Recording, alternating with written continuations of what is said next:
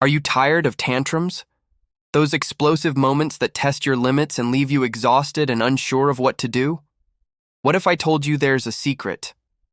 A shocking secret, perhaps even counterintuitive, that can transform these chaotic moments into opportunities for connection and learning?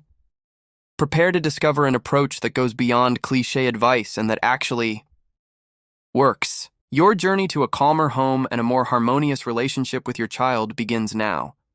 Childhood tantrums are a common and, to a large extent, expected phenomenon in children's development, especially between the ages of 2 and 4. At this stage, children are learning to cope with their intense emotions, express their needs, and assert their independence. However, for parents, tantrums can be extremely challenging, testing patience, generating frustration, and often leaving us unsure how to react effectively. The good news is that although tantrums are a natural part of growth, there are approaches and strategies that can help reduce their frequency, intensity, and duration, transforming these moments of conflict into learning opportunities and strengthening the bond between parents and children.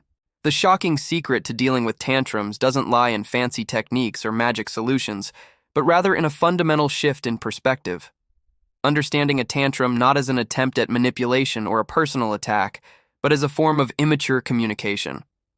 Behind every emotional outburst, there is usually an unmet need, an intense feeling that the child doesn't yet know how to express adequately.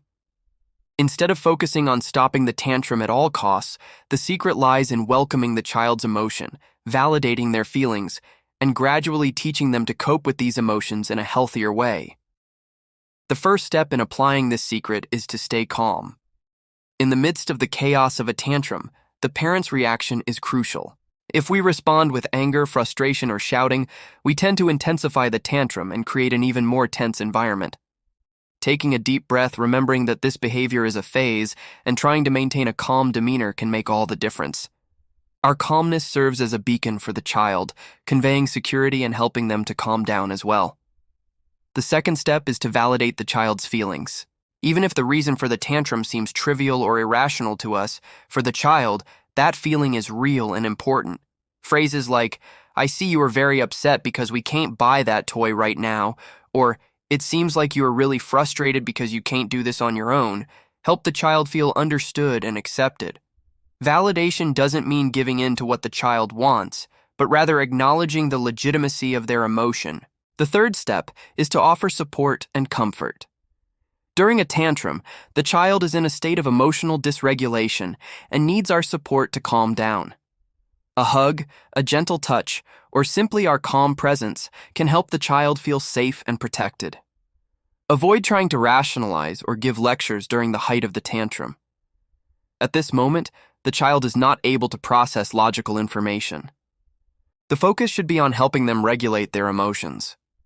The fourth step, and perhaps the most shocking for some parents, is to avoid giving in to the tantrum to make it end faster. Giving in momentarily may stop the tantrum at that moment, but it teaches the child that this is an effective way to get what they want, increasing the likelihood of future tantrums. It's important to maintain the established limits, even in the face of emotional outbursts. The fifth step is to teach problem-solving and emotional expression skills. After the tantrum, when the child is calmer, talk about what happened. Help them identify what triggered the tantrum and find more appropriate ways to express their feelings and needs. Encourage them to use words to say what they're feeling and offer alternatives to deal with frustration, such as asking for help, trying again, or doing another activity. The sixth step is to focus on prevention. Observing the patterns of tantrums can help us identify common triggers such as hunger, sleepiness, tiredness, or transitional situations. By anticipating these triggers, we can try to avoid them or prepare the child to deal with them more calmly. Maintaining a predictable routine, offering choices within limits, and dedicating quality time to play and interact with the child also helps reduce the frequency of tantrums. The seventh step is to remember that tantrums are a developmental phase. Although challenging, they are an opportunity to teach our children important emotional skills that will accompany them throughout their lives. Patience, consistency, and empathy are the keys to navigating this phase successfully, strengthening our relationship with our children and helping them grow emotionally healthy. The eighth step, and perhaps the most liberating for parents, is to let go of guilt. Feeling guilty about your child's tantrums is common, but usually unproductive.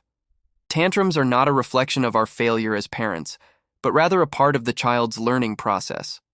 Focusing on learning from each situation and seeking effective strategies is much more helpful than blaming yourself. By applying these principles, what once seemed like a constant battlefield can transform into a space of learning and connection. Tantrums don't disappear overnight, but the way we deal with them can drastically change family dynamics, building a stronger relationship and helping our children develop the emotional intelligence they need to thrive. The shocking secret is, in fact, an invitation to empathy, patience, and a deep understanding of the child's emotional universe. So, what is the shocking secret to ending tantrums? It's not to repress or punish them, but to understand them, embrace them, and teach our children to navigate their own emotions. By changing our perspective, we can transform moments of frustration into opportunities for connection and learning, building a stronger relationship and helping our children develop the emotional intelligence they need for a happy and balanced life. Have you tried any of these approaches to deal with your child's tantrums? Share your experiences and what worked or didn't work for you in the comments below. Your participation can enrich the discussion and help other parents. If this video gave you a new perspective on tantrums, leave your like, share it with other parents who need this information, and subscribe to the channel for more tips and reflections on parenting. Together, we can transform the challenges of raising children into opportunities for growth.